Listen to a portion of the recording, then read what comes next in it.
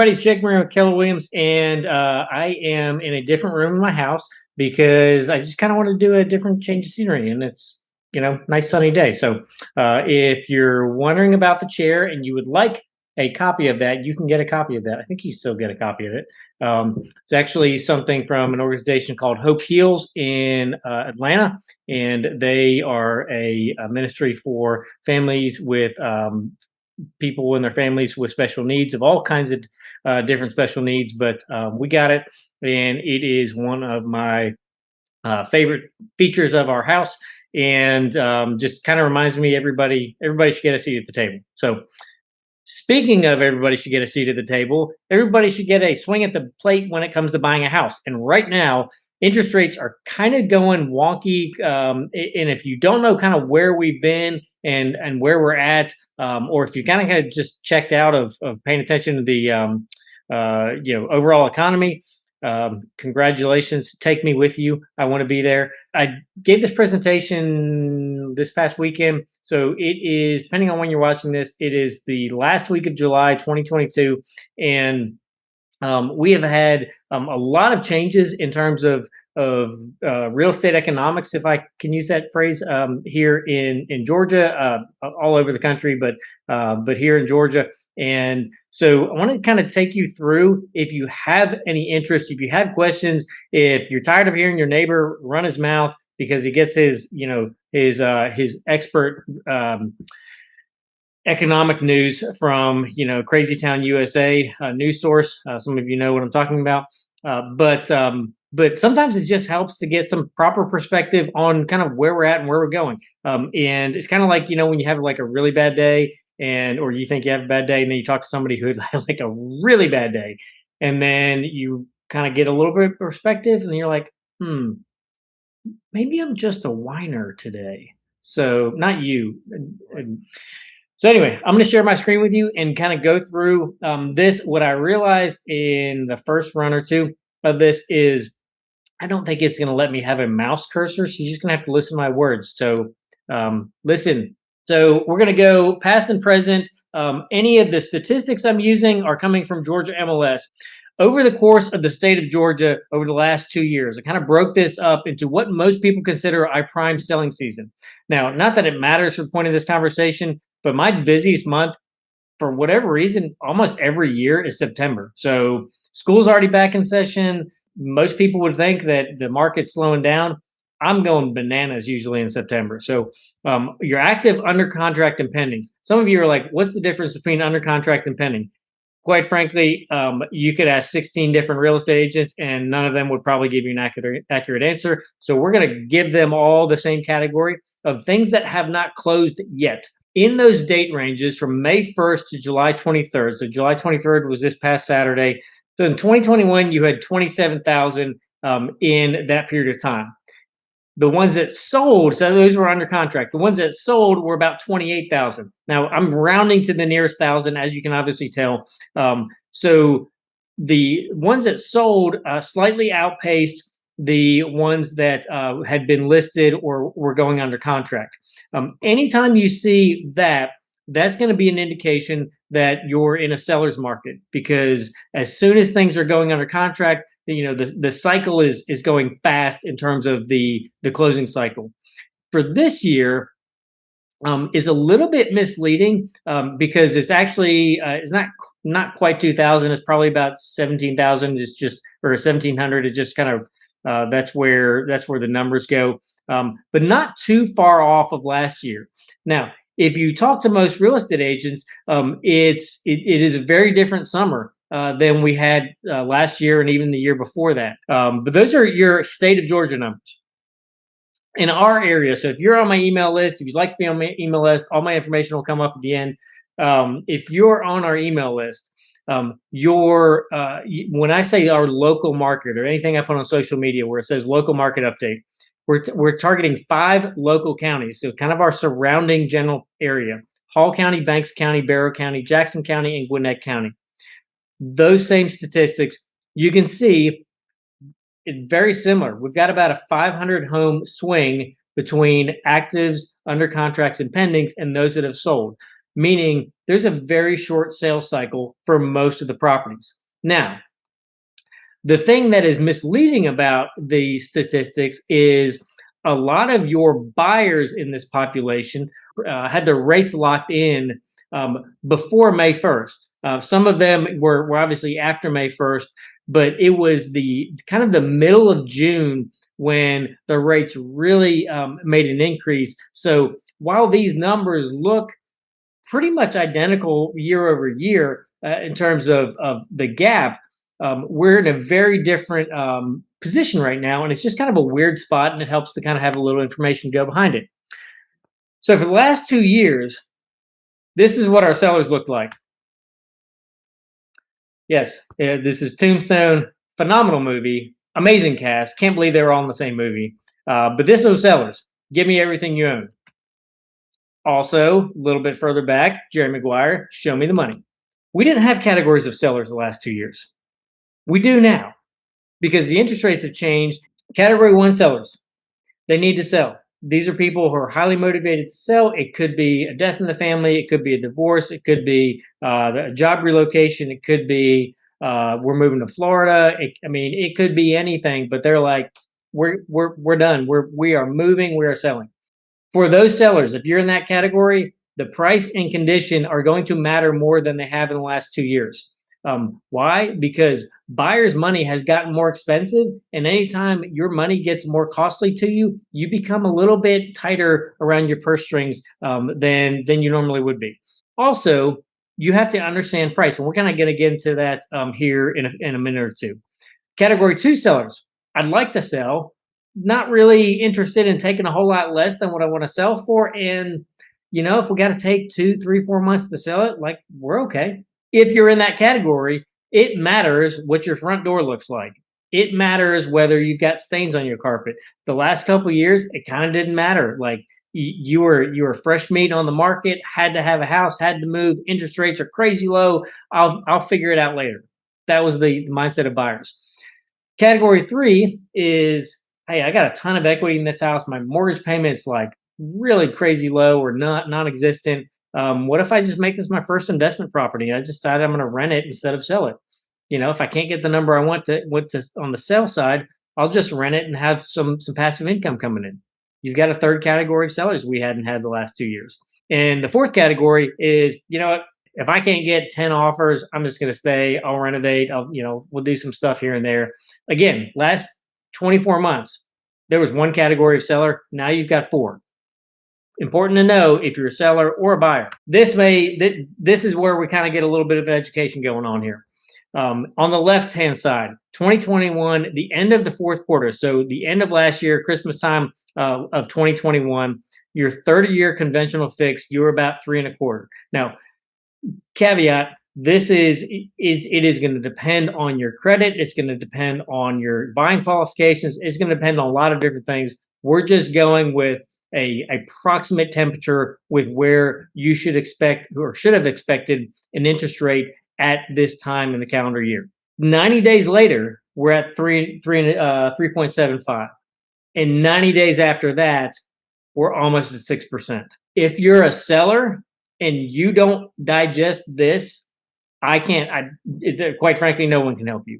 The buyer's cost of money has gone up significantly. Now, the interest rate, it's almost doubled. That doesn't mean their mortgage payment has doubled, because that's not really how that works. But it's important to know the significance in the change of buyers' money, and quite frankly, buyers being pulled out of buying categories that they've been used to for the last 2 years. That's a hard adjustment. And when you have to have that kind of emotional adjustment to what you're going to call home, you get a little bit pickier. It's why your house is going to matter what it looks like when you show it if you're a seller. 2021 average, 30-year conventional fixed, you were just under 3%. As of this past weekend, you're at 5.75. Easy math. It's about twice. Comparative. This is where we talk about getting some perspective. Okay, so that slide kind of sucked.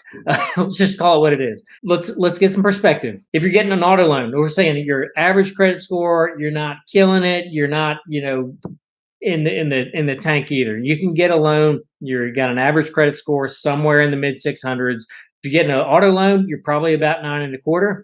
If you're getting a student loan, you're about just under 5%. And if you're getting a credit card and you plan on carrying a balance, you're about 16.5. This is where just breathe. Listen to my words, okay? So over here on the far left side, this is January of 2021.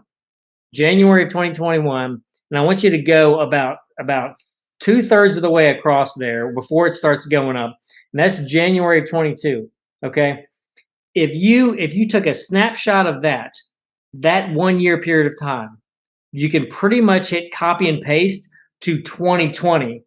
It adjusted a little bit, but basically you had 2 years of that. We don't ever, ever, ever, ever, ever, never, never, ever want to see that happen again, because that is effectively free money. And as you have seen, if you've been paying attention to anything in the real estate world, when people have access to more money than they've ever had, they don't usually do smarter. They do dumber. They go crazy. It's kind of the old expression. I think it was John Maxwell, I heard one time, said, money doesn't make you better, it makes you louder. So lots of people were doing a lot more loud with their buying power. And you saw the prices increase. So just one more reason you don't ever want to see prices that low or interest rates that low again, because that will trigger an escalation in prices that you don't really want to have. The other thing is it took the planet shutting down for this to happen. I think we can all agree we'd rather have fairly normal interest rates than have the last 2 years of our lives and our worlds and our jobs and everything changing. 3/4 of the way across the screen here, you see those jumps.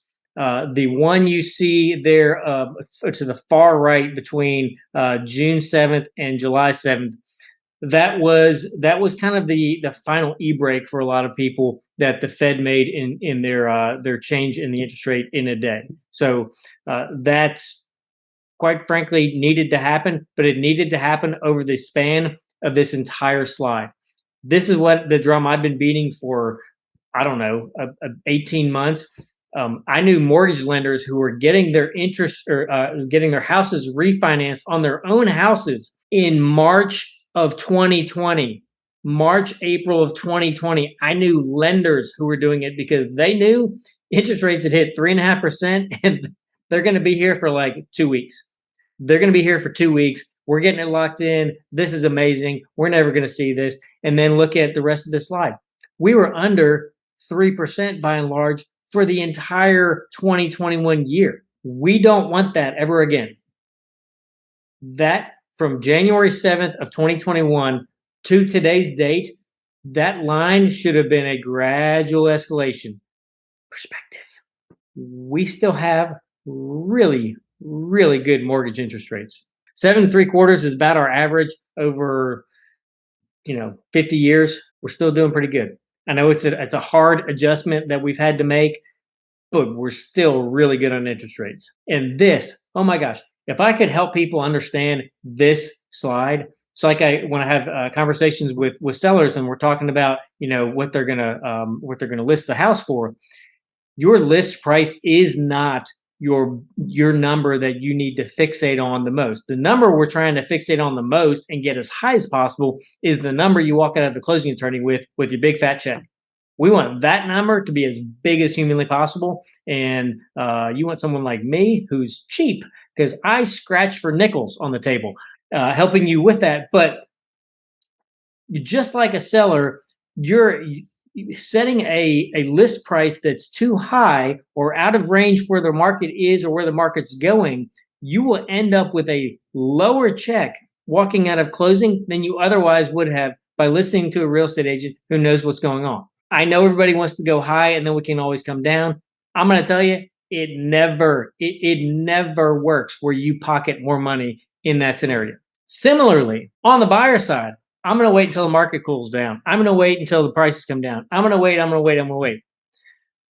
Please digest the next couple of minutes, because you will not wait anymore.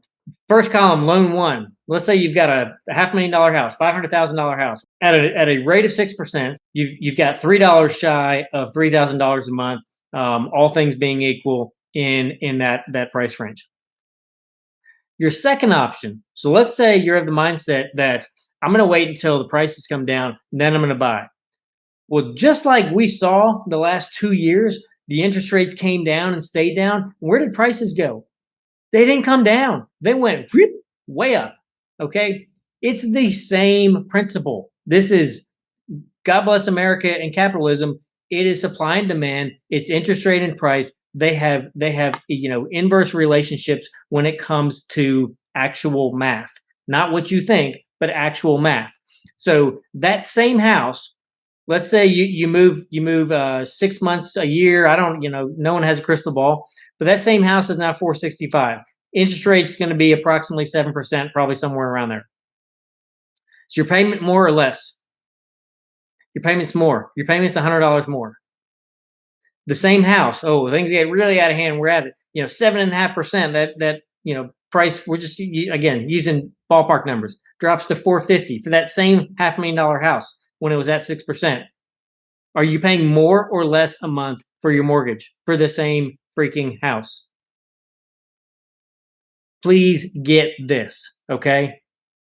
Interest rate is your primary thing to focus in on. No one has a crystal ball knowing where it's going to go, but you can always refinance if it goes down.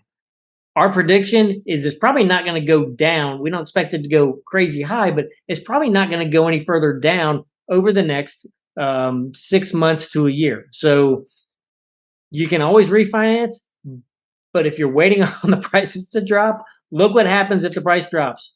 It costs you more money. We're going to wrap this up here. I call this just eyes open real estate. Just don't have your head in the sand. Don't have your head in the clouds. Just have your eyes open. See it for what it is. Buying smart. Always a good idea. Pretty much wherever you're at to buy scarcity and or in new construction phases that are early. Meaning you've got a new neighborhood coming out of the ground and there's 3-4 phases that are of construction.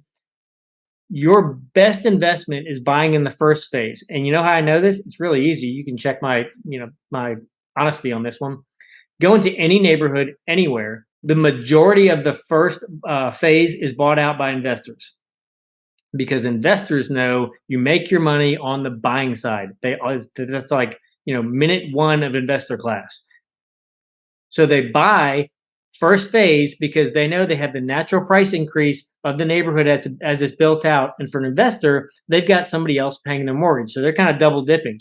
Scarcity is always in demand. Sometimes it's a view. Sometimes it's you've got the only flat yard in the neighborhood. Sometimes it's, there's only 6 master on the main floor plans that are in the whole neighborhood. And this is one of them. It could be you have a cul-de-sac. It could be you have, a larger lot. It could be you have the privacy element. It could be a number of different things, mother-in-law suite, whatever.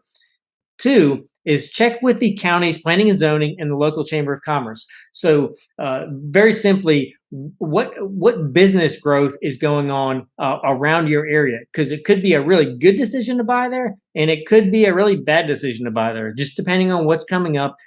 The county planning and zoning, wherever you're at, and the local chamber of commerce can give you some helpful information. It could save you a ton of money, or it could end up costing you some significant equity when you go to sell. Number 3, get personal references on your agent. If you don't have somebody, if you're in an area that's outside of our area, we have Keller Williams has a really good back channel vetting system that we can go in. I can go in anywhere in the country and see the actual metrics behind agents that are maybe in your market. So it is not who decided they're going to buy 3 billboards in your area or create a radio advertisement, or who talks about having the biggest team.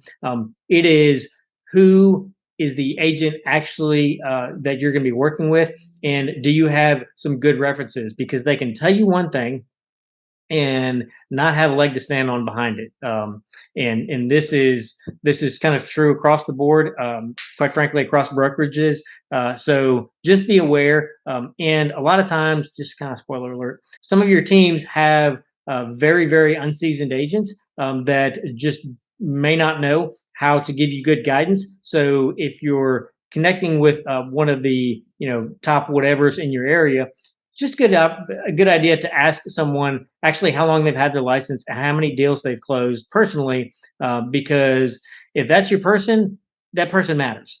That's all I'm saying. Selling smart right now, and I would say pretty much all the time, but especially right now, evaluate your comps with greater weight in the last 60 days versus the last 180 days. A lot of people will look at comps that are 6 months old and use them as though it's today.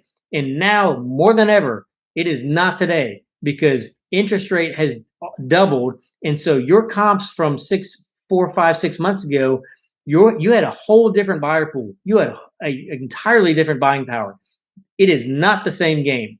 And for somebody to be using those comps or looking at those comps, or even longer past that, this is just a bad idea. It's not. You're not going to make a wise decision with where to list your house and or to sell it at all. So evaluate change in the family home budget. Whoever's in your household cash flow, not just the purchase price. I've had this happen several times in the last year where we're having a conversation and it's like, well, I'm going to buy, I'm going to buy in the 400s and I'm going to sell in the 400s. So why would I even bother?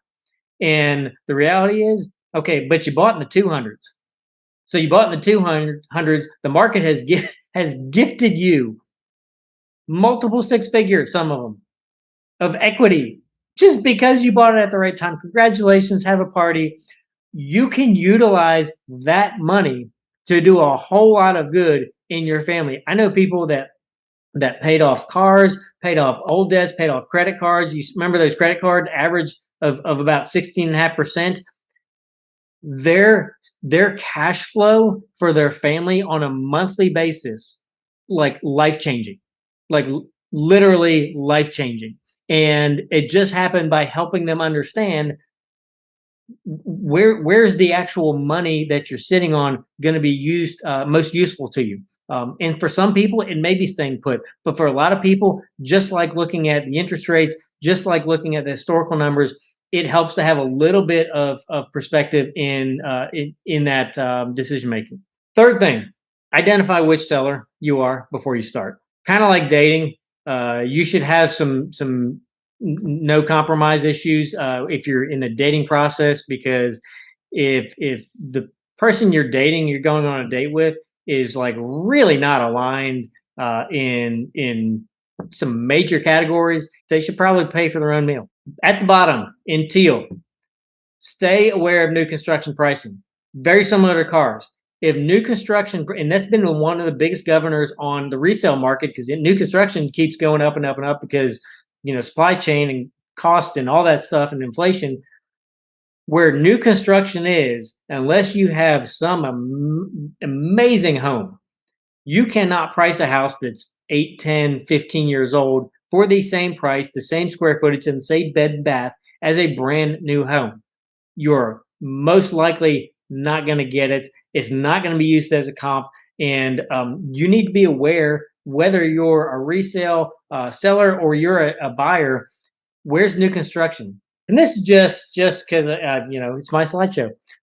So if you're in the Atlanta metro Georgia area, you can hear all kinds of people lying up and down the radio stations all day, every day. I don't know how they're not like sued for fraud. I have no idea.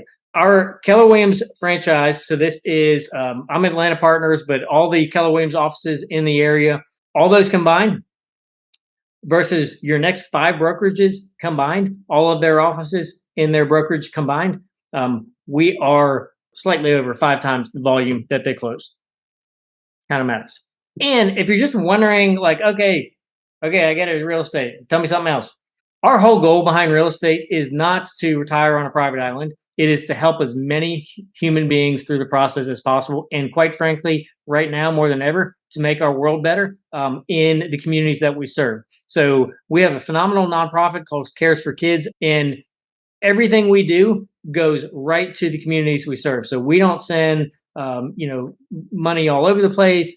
It stays in the communities that we serve. It goes to foster programs. It goes to local schools. It goes to libraries. It goes to all sorts of things in our local community. The second set of pictures there is, if you don't know this about Keller Williams, every year we have one day, it's in May, that we shut everything down, and every Keller Williams office does a service project to serve some local need in our communities. One of our goals is, we know from our own lives and having a toddler that's currently on the autism spectrum that the special needs community is a very lonely place to be.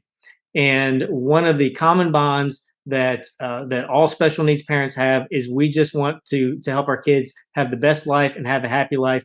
And depending on the nature of their special needs, there are many children that grow up to be adults that have never been able to be on a swing, and we want to change that in our community. And so we've actually gotten pricing, and it is our hope that we would have so much business over the years to come that we would be able to put a special needs playground in every playground in our surrounding area. It is a huge financial goal, and we know that will help connect families who would otherwise be lonely with people who are just like them.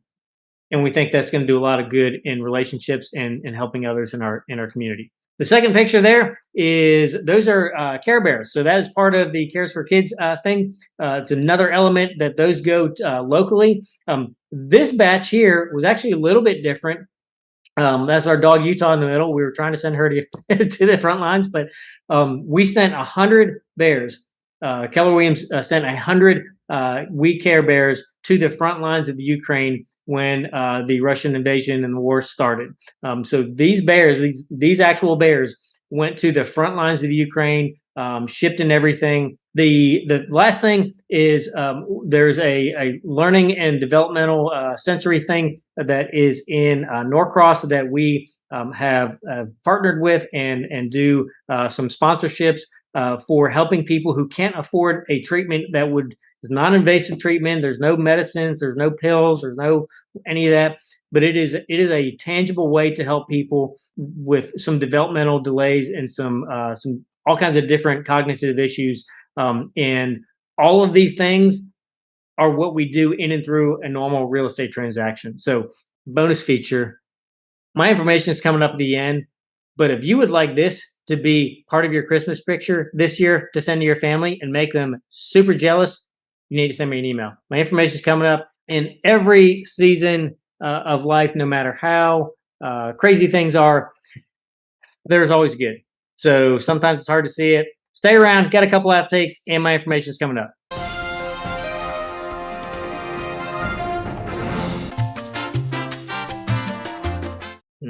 It's kind of like 60 is the new 40.